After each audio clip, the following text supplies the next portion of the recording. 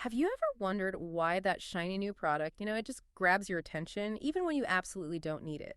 Or, like, why those limited edition things create such a huge buzz, making you feel like you have to get one?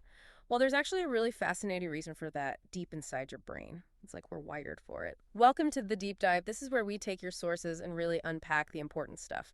Today, we're diving deep into e-commerce psychology. Specifically, we're looking at the neuroscience of novelty, basically, why your brain is built to seek out and react to new things. We'll get into the biology behind it and how smart businesses are actually using this knowledge. Oh, and this deep dive is powered by GrowthSuite. GrowthSuite helps Shopify merchants run smart discount campaigns, boost their conversion rates, and increase sales because it really understands visitor behavior. So let's jump right in. This pull towards novelty, and that's not just like a personality thing, is it? It feels much deeper than that. Oh, absolutely. It's fundamental. What's really amazing is that this isn't some modern invention. It's actually an evolutionary advantage. Think about early humans, right? Right. The ones who were curious, who explored. They were the ones finding new food, better shelters, more resources. Okay. Survival. Exactly. Curiosity was key for survival, so it got hardwired into our brains. And a major player here is the hippocampus. The hippocampus, okay. Yeah, it's deep in your brain, kind of acts like a novelty radar. It's always scanning, looking for what's different. And it can tell the difference between something totally new, absolute novelty, and something familiar, but in an unexpected place or context. That's contextual novelty. Gotcha. So it could be a brand new gadget, or maybe just seeing your favorite coffee brand suddenly offer, I don't know, mushroom coffee. Precisely. And when that novelty radar pings, it's not just a thought, your biology kicks in. Right. You mentioned a chemical cocktail. What's actually happening, like, under the hood? Yeah, it's quite a mix. When you see something new, your brain releases chemicals. First, there's dopamine. The reward chemical. That's the one. It surges. It gives you that feeling of pleasure, anticipation, kind of like eating great food or getting a compliment. Then you've got noradrenaline. That sharpens your focus. Make sure you pay attention to the new thing. Like a spotlight. Exactly. And acetylcholine helps lock in the memory of that novel experience. So you remember that cool new product? Yeah. The point is, this combo makes novelty grab your attention and feel emotionally engaging. It sticks with you. Okay, that totally explains why opening a new phone feels so good. It's literally a reward. And it's not just one part of the brain doing all the work, right? You said it's a network. Yeah, it's complex. Novelty detection involves different areas working together. Yeah. Your prefrontal cortex, that's your decision-making hub, talks to the hippocampus, Yeah. the memory center, Right. and visual areas. Yeah. They actually light up more intensely when you see new images versus familiar ones. Yeah. Even the default mode network, a part that's active when you're daydreaming, it quiets down. So you can focus. Right. It lets you give your full attention to the new thing. That's why new products can be so captivating. They literally take up more of your brain power. Wow. It's amazing to think that's all happening automatically. So how does this brain wiring actually, affect our choices day to day? How does it grab our attention out there in the world? Well, your brain has limited bandwidth, right? Yeah. So it has to prioritize. And novelty gets top priority. Like if you hear an unexpected sound, a weird notification sound, maybe your brain has this mismatched negativity response. It's like an alert. Whoa, pay attention. That's different. Huh. Okay. And visually, your brain creates these things called salience maps, basically highlighting what stands out. A brand new package on a shelf, for example. What's really cool is your pupils actually dilate when you see something novel. It shows you're more engaged, more interested. So new things literally pop out at us. Pretty much, yeah. Your brain is designed to notice them first. And it's not just about noticing. It's about remembering, too. Novel things stick in our memory better, don't they? Why is that? They absolutely do. Your hippocampus uses a process called pattern separation. It helps create really distinct memory traces for new stuff. Think of your brain like a library. When something truly new comes along, it doesn't just get shoved onto a shelf with similar things. No, it gets its own special file, making it easier to find later. Like a unique bookmark. Kind of. And your cortex also updates existing memories with new twists. Plus, novel associations get strengthened while you sleep. That's why really unique products or, clever marketing campaigns are so much more memorable than the same old stuff. That makes total sense. It explains why some ads just stick with you for ages. But this novelty drive also affects how we decide things, right? That tension between sticking with the usual or trying something new. I feel that all the time. Yeah, it's a fundamental balancing act. We're always juggling exploitation, using what works, and exploration, trying new things. And novel options, well, they can feel extra valuable right now. This leads to something called Temporal discounting. Temporal discounting. Yeah. Okay. It means the immediate buzz from something new can sometimes feel more important than maybe a better long-term benefit from a familiar choice. But it's a bit of a paradox. We're drawn to novelty, but we're also wary of things that are too unknown, too ambiguous. Right, like, is this new thing really going to work? Exactly. Which is why many successful new products mix new features with familiar stuff. Yeah. Think a new phone. Maybe has a wild new camera, but it still basically works like the phone you're used to. It's new, but not too scary. Okay, so let's bring this into the shopping world. How does this play out when we're actually browsing online or in a store? What's happening in our novelty-seeking brain then? Well, when you see new products, specific brain areas react almost instantly. Your nucleus accumbens, part of the reward system fires up with that, ooh, I want that feeling. The want center. Pretty much. Then your anterior cingulate cortex gets active if you're feeling conflicted, like choosing between your usual brand and a new one. And the insula. That reacts if a product doesn't meet your expectations, kind of signals disappointment. And these reactions are mostly automatic, happening below conscious thought. They strongly nudge your buying decisions towards what your brain flags as rewarding. It's wild how much is going on when we're just scrolling through a website.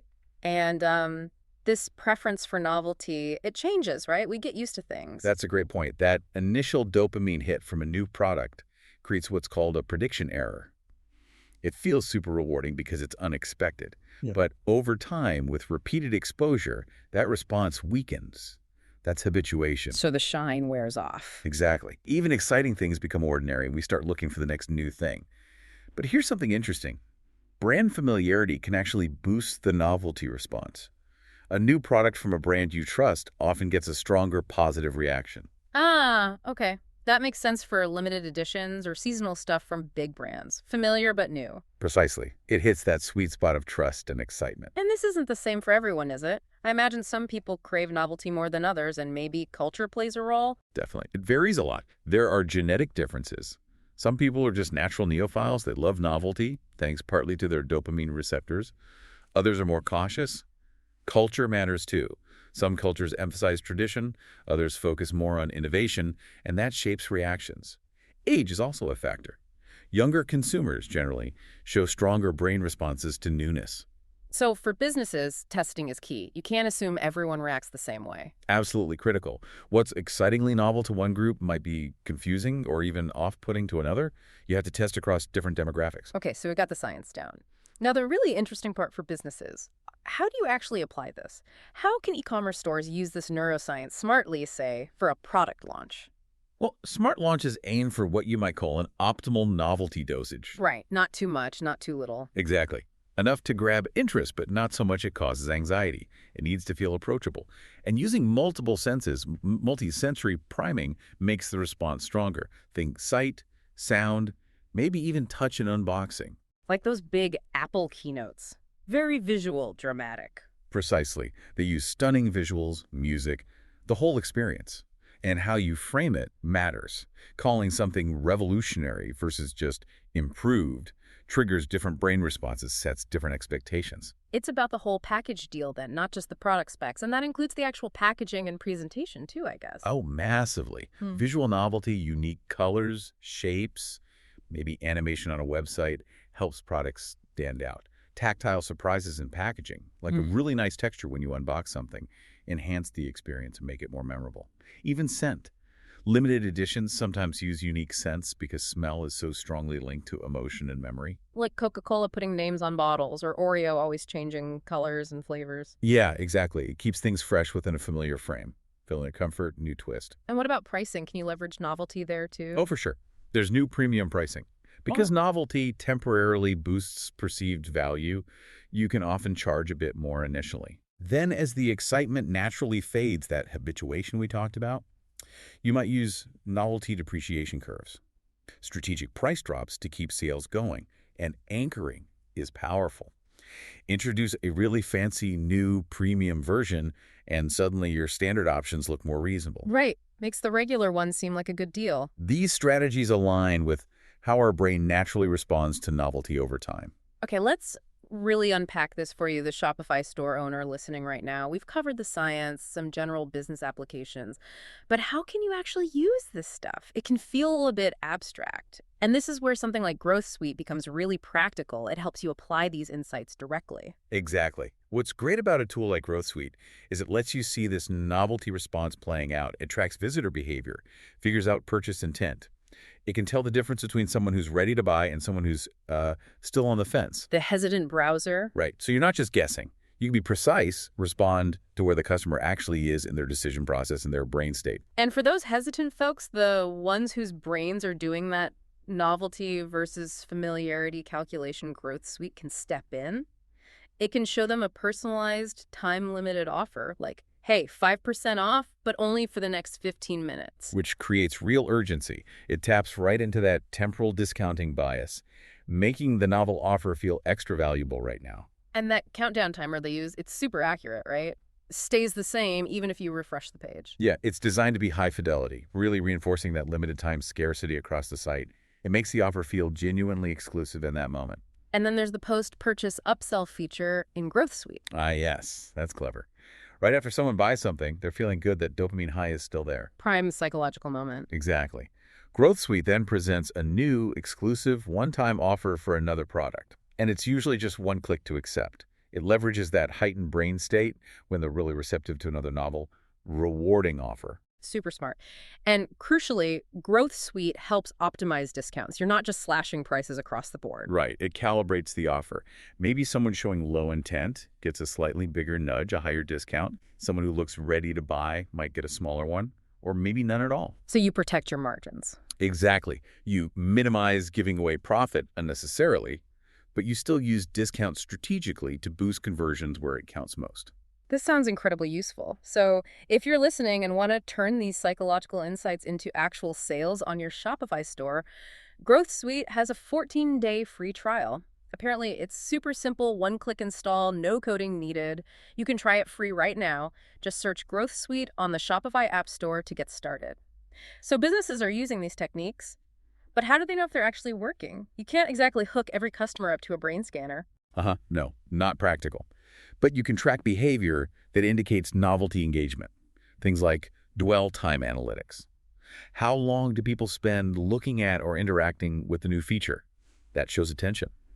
First interaction heat maps can show what grabs the eye first on a new page design. What does the brain prioritize visually? Okay. And even social media buzz. Virality patterns. Truly novel things often get shared and talked about in specific ways. That's a collective novelty response you can observe. And the analytics within Growth Suite itself seem designed to give you this kind of behavioral insight too, right? Yes, absolutely. The reporting features are key here. For instance, the funnel report shows you the customer journey, like from starting a session all the way to checkout. You can see where people drop off. Maybe that's where the novelty is fading or isn't engaging enough. And bottlenecks. Exactly. Then there's the product report. That gives detailed performance for each item views, adds to cart, purchases. You can see which products are really connecting, which ones are triggering that buy response. The Purchase Insight Report shows things like average time to buy, how many visits it takes, useful for seeing if initial novelty converts quickly or wears off. And cart insights. That gives you a daily look at cart activity. Helps you understand browsing versus buying, identify opportunities maybe for those timed offers or upsells. This data lets merchants actually do something, fix pages, adjust strategy based on real behavior. Looking ahead now, you mentioned predictive modeling. Can we really start predicting how people will react to novelty before we even launch something? We're getting much better at it. Machine learning is huge here. Algorithms trained on tons of past data product launches, sales figures, user behavior can now predict how likely a new concept is to resonate. There are even novelty decay models that try to forecast how quickly the excitement for a specific product might fade. Helps with planning updates or follow-on products. And neurocognitive simulations are starting to model how different types of consumers might react to new features. It allows for much more targeted innovation, less guesswork. It helps companies invest their R&D money more wisely. But with all this power to understand and, well, influence the brain, comes responsibility, right? What are the ethical thoughts here? That's a critical point. As we get better at tapping into these systems, especially the dopamine reward pathway, we have to be mindful. There's a growing field of neuroethics looking at this. Where's the line between persuasion and manipulation? How do we protect potentially vulnerable consumers? The goal should always be genuine value and positive experiences, not just triggering a short-term want reflex. And new tech keeps pushing these boundaries too. For sure. Think about VR and AR. They offer incredible ways to control and calibrate novelty in immersive environments. The potential for both good and, well, misuse is significant. It sounds like the future isn't just about churning out endless new stuff, but maybe finding more sustainable ways to create that feeling of novelty. That's definitely a hopeful direction. People are exploring sustainable novelty, maybe novelty through transformation, like in the circular economy, taking something old and making it new again, or through modular design, where products can evolve, or creating novelty through evolving user experiences over time, not just new physical objects. Integrating cultural heritage too. Yeah, finding fresh ways to present traditional elements, it connects novelty to deeper meaning. It suggests a future where novelty isn't just disposable excitement, but something that adds real, lasting value. So, wrapping this all up, what's the big takeaway for you, the listener? It seems like understanding how the brain works, this complex but also predictable machine, isn't just academic anymore. It's actually a really powerful tool for growing a business ethically. But the challenge, maybe the responsibility, is to use these insights not just to grab attention for a moment, but to create real value, build meaningful experiences, and foster loyalty, not just quick, novelty-driven sales. We've taken quite the deep dive today into the neuroscience of novelty, seeing how powerful it is in e-commerce, driving attention, shaping memory, influencing what we buy. And remember, Growth Suite is built to put these insights right into your hands. It helps Shopify merchants like you boost conversions and sales by understanding customer behavior and reacting smartly right when it matters. It makes that advanced targeting and personalization really simple. No coding needed, installs in like under a minute. So ready to apply these e-commerce psychology ideas and use the power of novelty for your store. You can find Growth Suite on the Shopify App Store. Go check it out and test it for free. See what smart behavioral targeting can do for your bottom line. Thanks so much for joining us on this deep dive where brain science meets the world of e-commerce.